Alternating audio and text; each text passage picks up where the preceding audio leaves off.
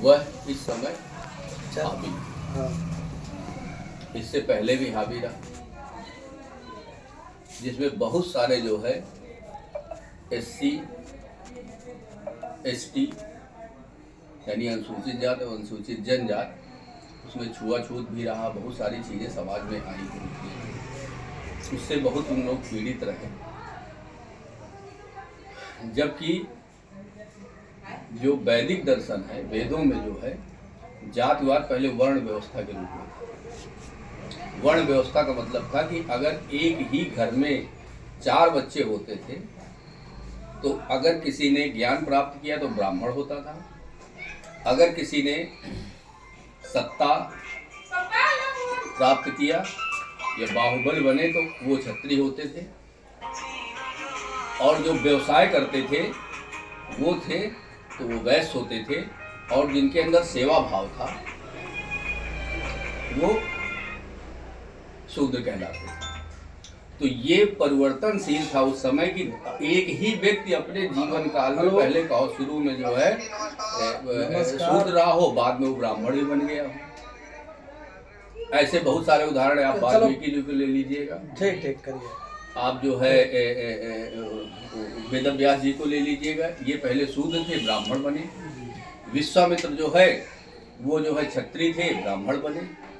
तो ऐसी बहुत सारी चीजें रही। तो भारतीय दर्शन में जो है जो जातियां थी वो ट्रांसफर हो जाती थी। केवल एक परिवार में वो एक व्यक्ति नहीं, एक व्यक्ति ही कई बार ब्राह्मण बन जाता था, कई बार क्षत्रिय बन जाता था, इस तरह से होता था कर्म के आधार पर। फिर इसके बाद स्मृतियां आई, जिसमें मन स्मृति की बहुत सारी बात हो रही है। वहां पर भी वर्ण व्यवस्था थी कि अगर तुम अपने कर्म चेंज कर दोगे तो उसके आधार से जो है आपका जो है मतलब जाति चेंज हो जाएगी। वहां भी पूरी व्यवस्थाएं दी गई हैं कि अगर आप कर्म चेंज कर दोगे तो जात चेंज हो जाएगी।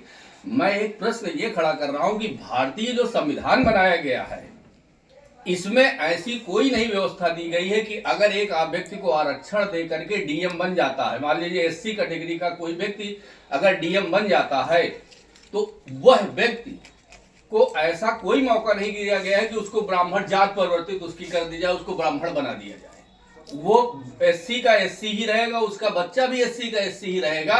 तो जबकि पहले ज्यादा अच्छी व्यवस्था थी कि कर्म लोग करते थे, उस कर्म के आधार पर जो है व्यक्ति चेंज हो जाता था अपने जातियों को लेते, तो जातियां ऐसे खत्म हो सकती थी। लेकिन भारतीय संविधान में ऐसी कोई व्यवस्था नहीं करी गई है कि इतनी सुविधा देने के बावजूद भी कि यह व्यक्ति अगर इस पद में चला जाएगा, ये पढ़ाई कर लेगा, ये PhD कर लेगा, ऐसा कर लेगा, या सेना में अधिकारी बन जाएगा तो वो क्षत्रिय कहलाएगा, ऐसी कोई व्यवस्था नहीं। वो उसी जाति में रहेगा जाकर के। ये भारतीय संविधान के ऊपर एक प्रश्न चिन्ह खड़ा होता है। ऐसी व्यवस्था करने की जरूरत है, इसमें विचार करने की जरूरत है कि जबकि हमारे पूर्व जितने भी संविधान थे, स्मृतियां भी संविधान ही थी, उन संविधानों में व्यवस्था की गई थी कि कर्म के आधार पर आप अपने जो है जाति और अपने सामाजिक स्तर को आप बदल पाएंगे। लेकिन भारतीय संविधान में ऐसी व्यवस्था नहीं की गई है। ये एक बहुत बड़ी चूक की गई है। इसमें कृपया सुधार करने की जरूरत है और इस पर विचार करने की जरूरत है। ये मैं आप सब लोगों को पार्टी से मांग करता हूँ, चाहता हूँ। जय हिंद, जय भारत। आप सभी लोगों को नव वर्ष मंगलमय हो, इसी आशा के साथ मैं अपनी बात समाप्त करता हूं और आशा करता हूं कि मेरी बातों पर आप सब लोग विचार करेंगे और आगे समाज उच्च हो, समाज में परिवर्तन हो, समाज अपने कर्मों के अनुसार बदले, श्रेष्ठ बदले। कोई व्यक्ति SC ही ना रहे, कोई व्यक्ति ब्राह्मण ही ना रहे, वो अपने कर्मों के आधार बदलता रहे और उसको उचित स्थान मिले। जय हिंद, जय भारत।